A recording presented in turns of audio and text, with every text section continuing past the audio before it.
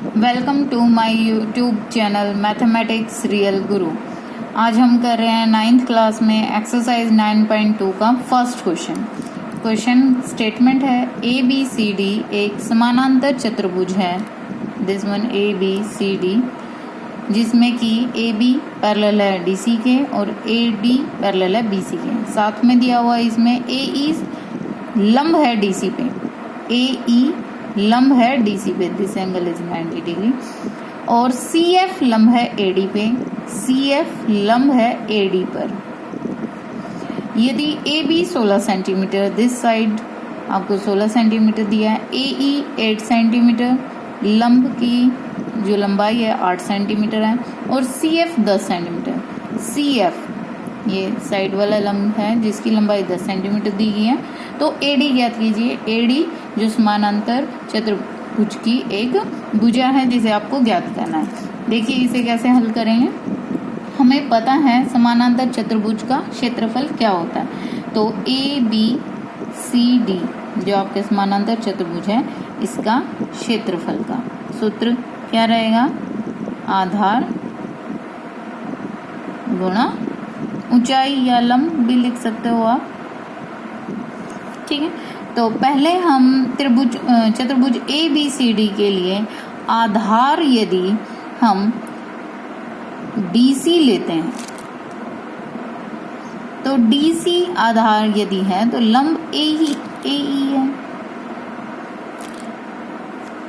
ए ई की लंबाई आपको पता है 8 सेंटीमीटर, बट डीसी की नहीं पता। जैसा कि आपको पता है डीसी और ए बी समानांतर हैं, तो इन दोनों की भुजाओं की लंबाई बराबर होगी। तो डीसी की जगह हम ए बी लिख सकते हैं। कारण दे दीजिए, डीसी बराबर है ए बी के, क्योंकि आपको जो स्टेटमेंट में दिया हुआ है ए बी सी डी एक समानांतर चतुर्भुज दिया हुआ है। तो ए बी की लंबाई आपको दे रखी है 16 गुणा ए ई दे रखा है आपको 8। ठीक है, ये हो गया आपका सेंटीमीटर स्क्वायर। ठीक है, अब दूसरी तरफ से देखें क्षेत्रफल ए बी सी डी का। क्षेत्रफल का सूत्र तो वही रहेगा समानांतर चतुर्भुज का, आधार गुणा लंब। परंतु अब की बार हम आधार, क्योंकि लंब अब बदल चुका है, लंब अब की बार है सी एफ। चतुर्भुज तो वही है, चतुर्भुज के अंदर का लंब भी वही है, लेकिन अब बदल चुका है। ए की जगह वो हो गया सी एफ, लेकिन वो जो लंब है वो किस आधार पे है? एडी पे। तो आधार एडी और लंब है सी एफ। ठीक है, अब क्षेत्रफल देखो ए बी सी डी का ही निकाल रहे हैं, यहाँ पर भी ए बी सी डी का ही निकाल रहे हैं। तो फर्स्ट इक्वेशन में ए बी सी डी का आप निकाल चुके थे 128 सेंटीमीटर स्क्वायर। तो यहाँ पर जो क्षेत्रफल है उसके स्थान पे 128 सेंटीमीटर स्क्वायर लिख देंगे। ए डी आपको ज्ञात करना है, सी एफ आपको दे रखा है 10। तो यहाँ से आपके पास ए डी आ जाएगा 12.8 सेंटीमीटर। क्वेश्चन 2 है आपके पास स्टेटमेंट, यदि ई एफ जी और एच क्रमशः समानांतर चतुर्भुज ए बी सी डी भुजाओं के मध्य बिंदु हैं, यानी कि ए बी भुजा का मध्य बिंदु ई, बी सी का मध्य बिंदु एफ, सी डी का जी और डी ए का मध्य बिंदु एच है, तो दर्शाइए कि एरिया यानी क्षेत्रफल ई एफ जी एच जो आपका अंदर का छोटा चतुर्भुज है बराबर है आधा area of A B C D यानी बड़े समानांतर चतुर्भुज के क्षेत्रफल के आधा आपको सिद्ध करना है अंदर वाला छोटा समानांतर चतुर्भुज ए एफ जी एच के क्षेत्रफल के। तो ये एक थ्योरम है, तो इसे हम इस प्रकार से लिखेंगे। देखें दिया है आपको स्टेटमेंट में क्या दिया हुआ, वो लगभग एज इट इज ही आपको उतारना होता है। इसमें लिखेंगे हम समानांतर चतुर्भुज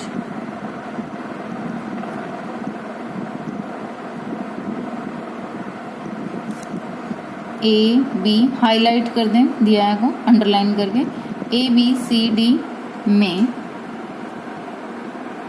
EFGH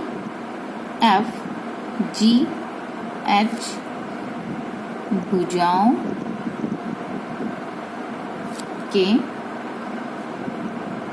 मध्य बिंदु है। यही चीज आपको स्टेटमेंट में दी गई है। इसके बाद आपको सिद्ध करना है, लिखना है सिद्ध करना है। क्या सिद्ध करना है, ये लिखा है, दर्शाइए। क्षेत्रफल EFGH बराबर है आधा क्षेत्रफल। आप ऐसे इंग्लिश में एरिया जैसे स्टेटमेंट में लिख रहा है वैसे भी लिख सकते हैं, हिंदी में क्षेत्रफल भी लिख सकते हैं, ABCD। ठीक है, रचना इसमें आपने करनी पड़ेगी क्योंकि आपको सिर्फ मध्य बिंदु दिए थे EFGH, ये लाइन आपने खुद ड्रॉ करनी है H से F तक की। तो रचना का एक स्टेप बनता है इसमें, बिंदु H को F से मिलाया। ठीक है, आखिरी स्टेप जो सबसे इम्पोर्टेंट है परमे का, वो है इसका प्रमाण।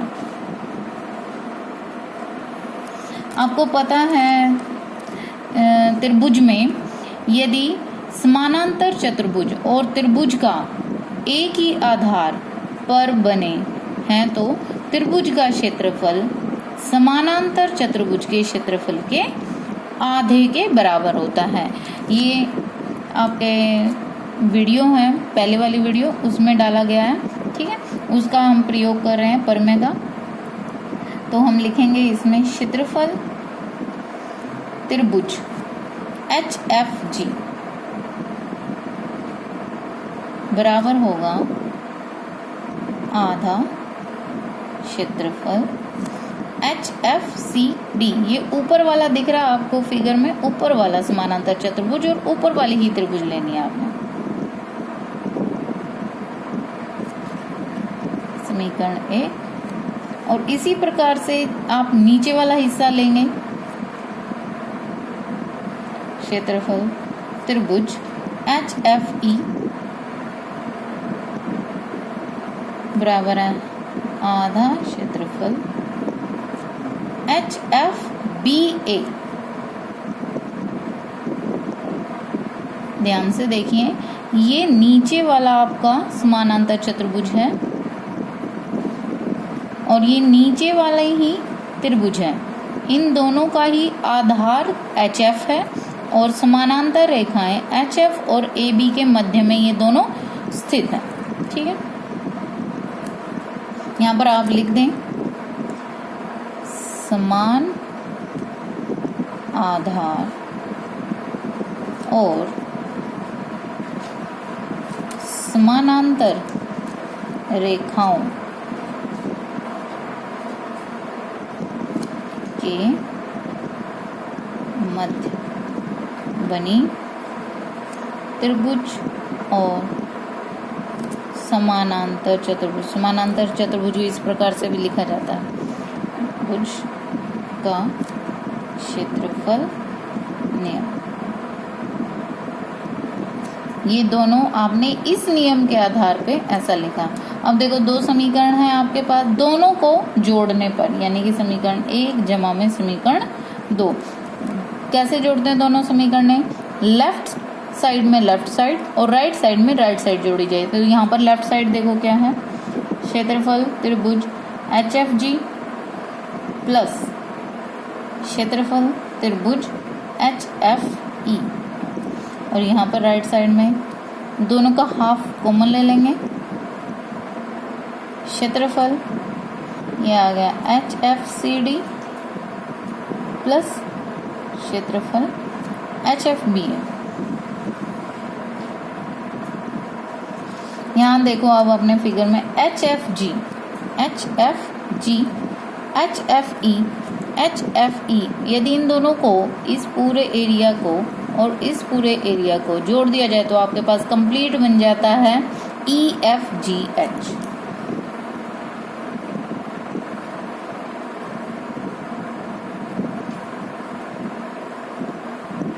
और अब फिर इधर फिगर में देखें HFCD, HFCD ऊपर वाला और नीचे है HFBA, HFBA नीचे वाला।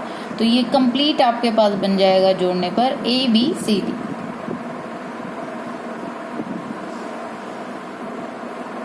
यही आपको यहाँ पर सिद्ध करना था, तो ये आपका हो गया फाइनली प्रूफ।